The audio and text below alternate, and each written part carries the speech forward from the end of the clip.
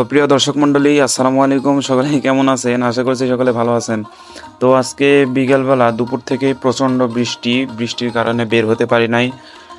আর তাছাড়া আমার এই পার্শ্বে একটা মানে জায়গা রয়েছে, যে জায়গাতে আমি মূলত বিভিন্ন ধরনের ফল, তারপরে শাকসবজি এগুলা আবাদ করার চেষ্টা করতেছি শুরু থেকে নিয়ে আপনাদেরকে দেখানোর জন্য।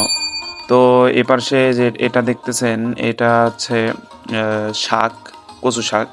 তো এখান থেকে গতদিন আগেও কিছু শাক নিয়ে যাওয়া হয়েছে এবং সেগুলো রান্না করে খাইছি, অনেক ভালো। তো আপনারাও এরকম বাড়ির আঙিনায় ওইরকম শাক করতে পারেন। এগুলা সচরাচর এমনি হয়, তারপরেও একটু যত্ন নিলে ভালো হয় আর কি। তো এই জায়গাটাতে হচ্ছে মূলত আমার সবজি করার জায়গা। কিছু ফলের গাছ লাগাইছি, যদি আপনাদেরকে একটু দেখাই।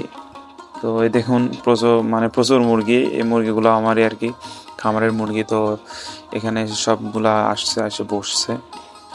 তো এছাড়া এই দেখুন, এই যে এই পাশে নতুন একটা ডালিম গাছ লাগাইছিলাম অল্প দিন, হয়তো আপনার 25 থেকে 27 দিন হবে এরকম আর কি। যে ডালিম গাছটা, এই যে এই ডালিম গাছটা। তো প্রিয় দর্শক মণ্ডলী, এরকম ডালিম গাছ আপনারা করতে পারেন। এরকম ডালিম গাছ করলে কি হয়, বাড়ির পাশে একটি ফলের গাছও হয়। আর এই যে দেখতেছেন, এটা হচ্ছে জাংলা দেওয়া হয়েছে এখানে। এখানে পুঁই শাক, তারপরে বিভিন্ন ধরনের শাকসবজি এখানে করা হয়েছে। তো এই যে বাইরে থেকে যদি আপনাদেরকে দেখায় পুরো এরিয়াটা, তো এটা হচ্ছে মানে জায়গা। তো প্রিয় দর্শক মণ্ডলী, ভিডিওটি যদি ভালো লেগে থাকে অবশ্যই কমেন্ট করে জানিয়ে দিবেন এবং এগ্রো মোটিভ পেজ বা চ্যানেলের সাথেই থাকবেন। ধন্যবাদ। আসসালামু আলাইকুম।